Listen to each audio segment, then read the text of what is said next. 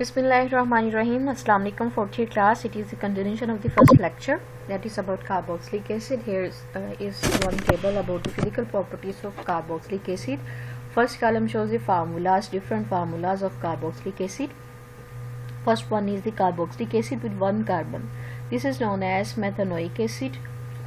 यहाँ पे आप लोग सीख लें कि हम किस तरह से इनकी नेमिंग करते हैं। अगर हमारे पास जो है वो हमने अल्केन के नाम को एसिड में कन्वर्ट करना हो तो कैसे करते हैं। बच्चों मेथड ये है कि अल्केन की जो एंडिंग ई होती है वो रिप्लेस हो जाती है बाय ओइक एसिड। ठीक है, तो आपको पता है कि अल्केन की नेमिंग हम कैसे करते हैं, नंबर ऑफ कार्बन के बेस पे। अगर एक कार्बन है तो उसको हम बोलते हैं मीथेन। ठीक है, तो अगर इससे हमने कार्बोक्सिलिक एसिड बनाया है तो उसकी एंडिंग ई रिप्लेस हो जाएगी बाय ओइक एसिड, तो मीथेन से बनेगा मेथानोइक एसिड। सेकेंड, अब इसी कॉलम में देखें 2 कार्बन वाला एसिड है तो इसको हम इसकी नेमिंग कैसे करेंगे। 2 कार्बन है तो प्रीफिक्स होगा एथ, सैचुरेटेड है तो हम लिखेंगे एन और एंडिंग ई रिप्लेस हो जाएगी बाय ओइक एसिड। तो थर्ड वाला प्रोपोनोइक एसिड। फोर्थ वाला हमारे पास 4 कार्बन है ब्यूटानोइक एसिड। फिर 5 कार्बन है तो पेंटानोइक एसिड। 6 कार्बन है तो हेक्सानोइक एसिड। 7 है तो हेप्टानोइक एसिड। 8 है तो ऑक्टानोइक एसिड। 9 है तो नोनाइक एसिड और 10 है तो हमारे पास डेकानोइक एसिड। ठीक हो गया, यानी वही जो अल्केन का नाम है उसकी एंडिंग ई रिप्लेस कर देनी है बाय ओइक एसिड। यहाँ पे इनके कॉमन नेम भी दिए हुए हैं। ठीक है, और फिर उसके बाद इनके सोर्सेज भी दिए हुए हैं कि किन सोर्सेज से इनको जो है ना वो फर्स्ट टाइम हमने ड्राइव किया है, और सिस्टमेटिक नेमिंग है। नेक्स्ट वन है हमारे पास मेल्टिंग पॉइंट, फिर उसके बाद जो है वो बॉइलिंग पॉइंट। अब इन ट्रेंड्स को हम देख लेते हैं। ये आप लोग कॉमन नेम और सोर्सेज वगैरह इनके देख लीजिएगा। कॉमन नेम आपको अंदाज़ा है कि हम किस तरह से देते हैं। हम उसके किसी भी कंपाउंड के सोर्स की बेस पे भी दे सकते हैं, उसकी प्रॉपर्टीज़ के भी बेस पे दे सकते हैं, और जिस साइंटिस्ट ने उसको डिस्कवर किया उसकी बेस पे भी उसका नाम हो सकता है। ठीक है, और सिस्टमैटिक नेमिंग तो आप लोगों ने सीख ही ली है। इसके बाद आ जाएंगे जी मेल्टिंग पॉइंट में। मेल्टिंग पॉइंट का ट्रेंड देखें कि एक कार्बन है तो बहुत ज़्यादा कम है मेल्टिंग पॉइंट 8.4।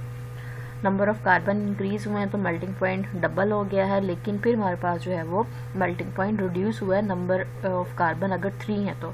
फिर उसके बाद हमारे पास जो है वो अगेन मेल्टिंग पॉइंट बढ़ गया है, फिर उसके बाद फिर डिक्रीज हुआ है, फिर उसके बाद जो है वो बढ़ा है, फिर हमारे पास जो है वो डिक्रीज हुआ है, फिर उसके बाद जो है वो रेगुलर इंक्रीज हो रहा है। तो मेल्टिंग पॉइंट का जो ट्रेंड है वो हमारे पास इंक्रीज या डिक्रीज का जो है वो रेगुलर नहीं है, जबकि इसके कंपैरिजन में हम बॉइलिंग पॉइंट का ट्रेंड देखें तो रेगुलर इंक्रीज हो रहा है। तो ये आप लोगों को मेल्टिंग और बॉइलिंग पॉइंट का डिफरेंस नज़र आ रहा है कि इसके ट्रेंड का।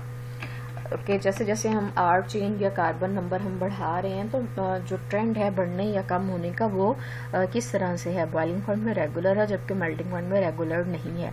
याद रखिएगा स्टूडेंट्स, जब हम मेल्टिंग पॉइंट की बात कर रहे होते हैं तो हम सिमेट्री की बात कर रहे होते हैं, यानी symmetrical arrangement of groups of atoms, right. तो इस वजह से मेल्टिंग पॉइंट का ट्रेंड हमारे पास जो है वो रेगुलर नहीं आ रहा। तो ये था हमारे पास फिजिकल प्रॉपर्टीज का टेबल। इसमें जो है वो सोलबिलिटी आप लोगों को नहीं नज़र आ रही। सोलबिलिटी का ये होता है कि जैसे हमारे पास जो लोअर अल्कोहल्स हैं वो क्या होते हैं, वो इजीली वाटर सोलेबल होते हैं क्योंकि आर चेन उसमें छोटी होती है। OH जो है वो वाटर के साथ जो है वो हाइड्रोजन बॉन्डिंग फॉर्म कर लेता है, राइट। और सेकेंडली हमारे पास ये जो कार्बोक्सिलिक एसिड है, इजीली जो लोअर मेंबर्स हैं वो वाटर सोलेबल हो जाते हैं due to formation of intermolecular hydrogen bonds, right. और इसके अलावा एक और बात आप लोगों को पता होनी चाहिए कि ये जो हमारे पास कार्बोक्सिलिक एसिड है ये वेपर फेज में डायमर की फॉर्म में एग्जिस्ट करते हैं due to formation of intermolecular hydrogen bond. तो कार्बोक्सिलिक एसिड आपस में जुड़ जाते हैं हाइड्रोजन बॉन्डिंग की वजह से। इस वजह से मॉलिक्यूलर वेट क्या हो जाता है, डबल। यानी एसिडिक एसिड अगर हम मॉलिक्यूल ले लें, एथेनोइक एसिड जिसका सिस्टमेटिक नेम है, तो ये हमारे पास जो है वो मॉलिक्यूलर वेट इसका है 60, लेकिन अगर इसको हम ले लें वेपर फेस में तो इसका मॉलिक्यूलर वेट हो जाएगा 120। क्यों? क्योंकि डाइमर है, 2 मॉलिक्यूल्स जुड़े हुए हैं। ठीक हो गया। फिर इसके बाद अगर आप इनकी फिजिकल स्टेट्स वगैरह देखें तो लोअर मेंबर हमारे पास जो है वो लिक्विड्स हैं, और जैसे जैसे हमारे पास जो है वो हम कार्बन नंबर बढ़ा रहे हैं तो ये किस में कन्वर्ट हो जाएंगे, into solids. This were the some properties of carboxylic acid. Next one हम देखते हैं इनकी एसिडिटी का ट्रेंड के एसिडिक, जैसे कि आपको नाम से पता चला कार्बोक्सिलिक एसिड, एसिड्स वो स्पीशीज होती है जब इनको हम वाटर में डिजोल्व करें तो ये हमारे पास जो है ये अपना प्रोटॉन इजीली डोनेट कर दें, रिलीज कर दें, राइट। अब यहाँ पे फर्स्ट जो आप देख रहे हैं रिएक्शन, इसमें जो है वो एसिडिक स्ट्रेंथ शो की हुई है, प्रोटॉन को रिलीज करना और रिलीज करने के बाद जो स्पीशी है उनका कंपैरिजन किया हुआ है। फर्स्ट में आप देखें, जो फर्स्ट आपको स्क्वायर ब्रैकेट्स नजर आ रही हैं, इसमें कार्बोक्सिलिक एसिड है, ठीक है। तो इसकी 2 रेजोनेंस फॉर्म्स ड्रा की हुई हैं यहाँ पे, राइट।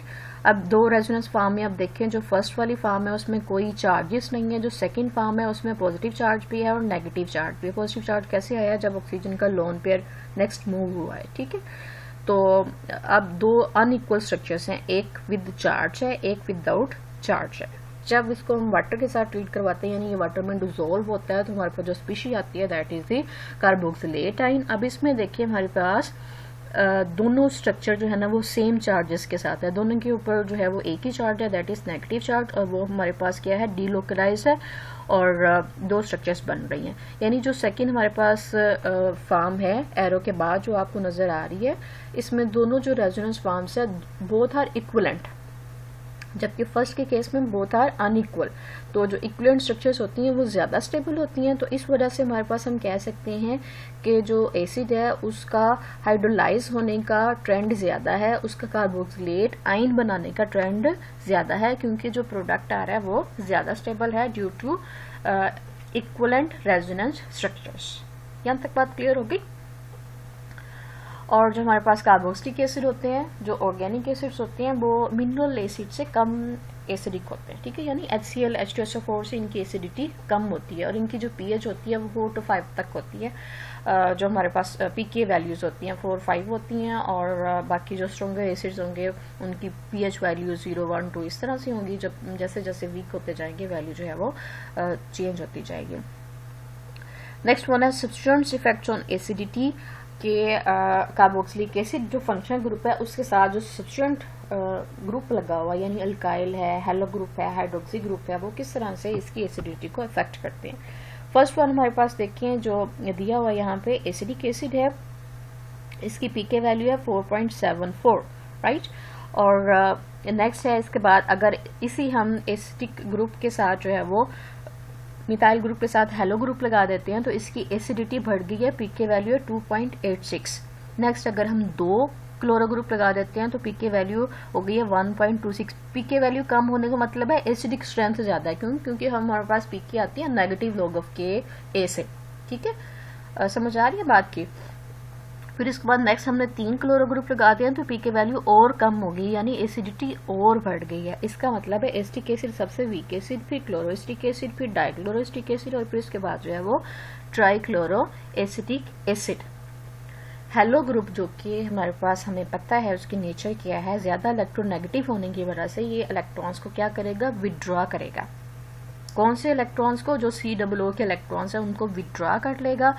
तो हाइड्रोजन के पास क्या हो जाएगी, हाइड्रोजन इतनी स्ट्रोंगली जो है वो ऑक्सीजन के साथ अटैच नहीं रहेगा और इजीली जो है वो रिलीज हो जाएगा। जितने हेलो ग्रुप या इलेक्ट्रोनेगेटिव ग्रुप ज्यादा होंगे उतनी एसिडिटी क्या होती जाएगी, बढ़ती जाएगी।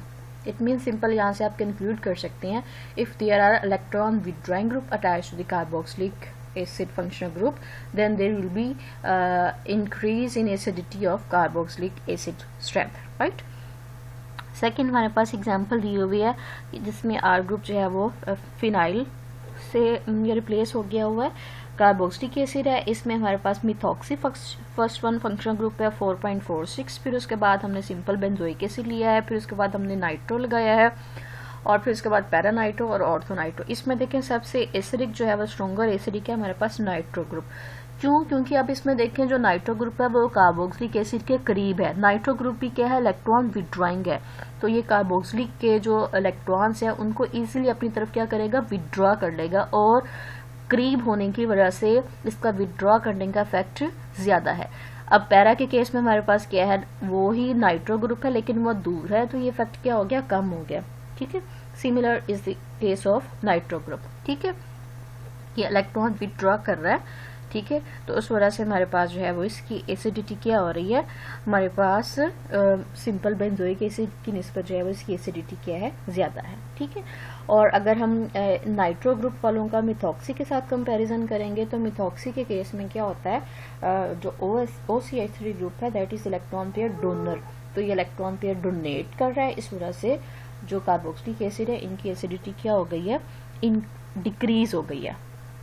समझ आ गई जनरल कंसेप्ट कि हमारे पास जो कार्बोक्सिलेट आइन है that are more stable than carboxylic acid, that's why carboxylic acid is converted into carboxylate ion, right. Second one, if there is electron withdrawing group attached to the carboxylic acid, then there will be more acidity of carboxylic acid। ये हमारे पास alkyl वाले case में भी हो सकता है और aryl वाले केस में भी हो सकता है। ठीक है। नेक्स्ट वन हमारे पास है जी reactions of carboxylic acid. Carboxylic acid किस किस्म के रिएक्शन जो है वो शो करता है। हमारे पास फर्स्ट वन रिएक्शन है जी डीप्रोटोनेशन यानी प्रोटॉन का निकलना। सेकेंड वन है अल्फा सब्स्टिट्यूशन यानी जो अल्फा कार्बन है उसके ऊपर हम कोई सब्स्टिट्यूशन करवा दें, हेलो ग्रुप लगा दें, साइनो लगा दें, हाइड्रोक्सी लगा दें। नेक्स्ट वन है जी ऑक्सीडेशन हम इसकी करवा दें कार्बोक्सिलिक एसिड की, इसको ऑक्सीडाइज करवा दें। इसके बाद हमारे पास है जी रिडक्शन, इसको रिड्यूस करवा दें इनटू अल्कोहल, या फिर हमारे पास है लास्ट वन इसकी कन्वर्जन इनटू कार्बन डेरिवेटिव, जो भी हमारे पास कार्बोक्सिलिक एसिड के डेरिवेटिव्स हैं एडिशनल डेरिवेटिव उसमें कन्वर्ट आ जाएगा। ये नीचे दिए हुए कार्बोक्सिलिक एसिड के OH रिप्लेस हो जाए बाय Cl, OH रिप्लेस हो जाए बाय OR, OH रिप्लेस हो जाए बाय NH2, OR रिप्लेस हो जाए बाय SR। ठीक है। और डीप्रोटोनेशन भी देख लें, प्रोटॉन निकला हुआ, रिडक्शन में अल्कोहल बना हुआ है, और अल्फा सब्स्टिट्यूशन में जो अल्फा पोजीशन है वहाँ पे हमने H की जगह R लगा दिया हुआ है, और न्यूक्लियोफिलिक जो एसाइल सब्स्टिट्यूशन है उसमें हमारे पास देख लें कि हमने जो है वो वही जो डेरिवेटिव बनाने का मेथड है। क्लियर। तो यहाँ पे मैं जो है ये लेक्चर एंड करती हूँ, इंशाल्लाह बाकी हम अगली स्लाइड्स में करेंगे। ठीक है। I hope you have learn it completely. If there is any issue you can discuss with me.